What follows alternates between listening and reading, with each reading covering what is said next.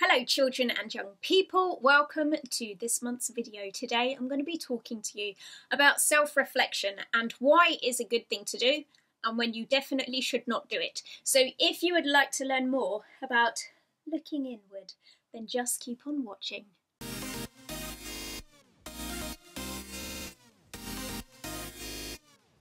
Self-reflection is the process of looking inside of yourself and evaluating the things that you have done, said, decisions that you've made, and being able to think about what you might do differently next time, or to even think about what you did really well that you're quite chuffed with.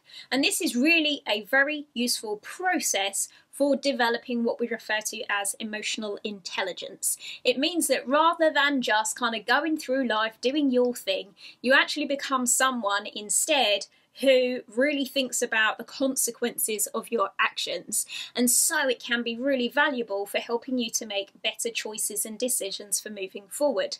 However, there are times when I would hasten you against using self-reflection as a strategy, and I will come to why in just a moment. But first, let's talk about the benefits of self-reflecting. So for one thing, it can be useful to self-reflect if, for example, you want to perhaps rehearse making a different choice for the future. You know, if you look back on something and go, I didn't necessarily handle that in the best possible way, then being able to think about what you might do instead next time is a really helpful way to program yourself to be able to respond or react differently next time, because you can literally think through an alternative outcome and how you might like to behave as an alternative. So it's really useful for kind of setting things up differently if you're faced with similar situations again in the future. The other benefit of self-reflecting is that it allows you to maybe correct things that didn't go so well. So let's say that you perhaps said something to someone and you meant it in a jokey way, but actually maybe they've taken it really badly. If you reflect on it and look at your interaction and the part that you played at that point in time, you might then think, actually, I didn't handle that in the best possible way. So it gives you an opportunity to go back and address the situation, put things straight, and again, it's going to strengthen up your emotional muscles by facing up to those things that you might have felt a little bit awkward or embarrassed about.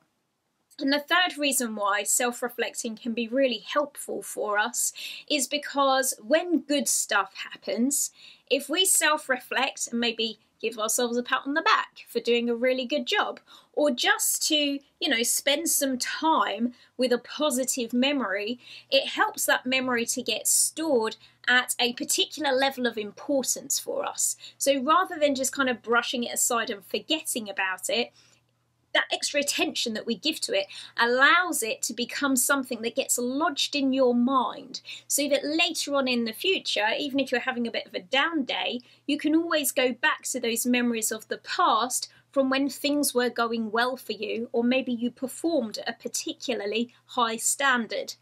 Now, sometimes self-reflecting doesn't work so well, and arguably, we could say that in the example I'm about to give you, it's not really an example of self-reflection. But I know some young people in particular who are very good at overthinking, and who would look back on a situation and notice all the worst bits about it, or get fixated on certain ideas about how they'd been perceived or what other people must have thought about them.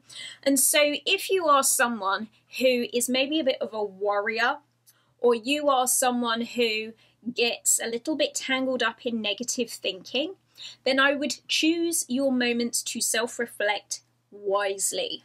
Don't get into self-reflection when you're already in a bad state, because the chances are you're going to reflect on things in a more negative way if you're already not feeling so good. If you catch yourself accidentally falling down that rabbit hole, my suggestion is then to really think much bigger picture.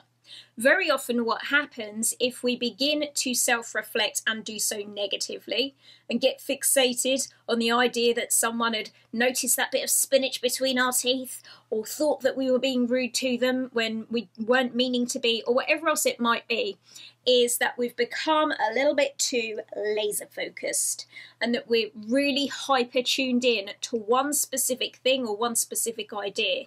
A good thing to do is to zoom out, get bigger picture on things.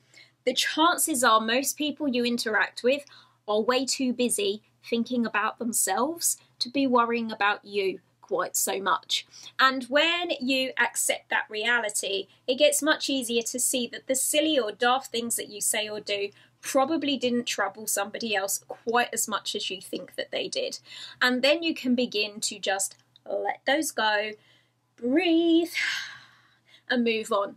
So self-reflecting is a really useful skill if you are in a state of mind where you can be objective, where you're in either a positive or a neutral state.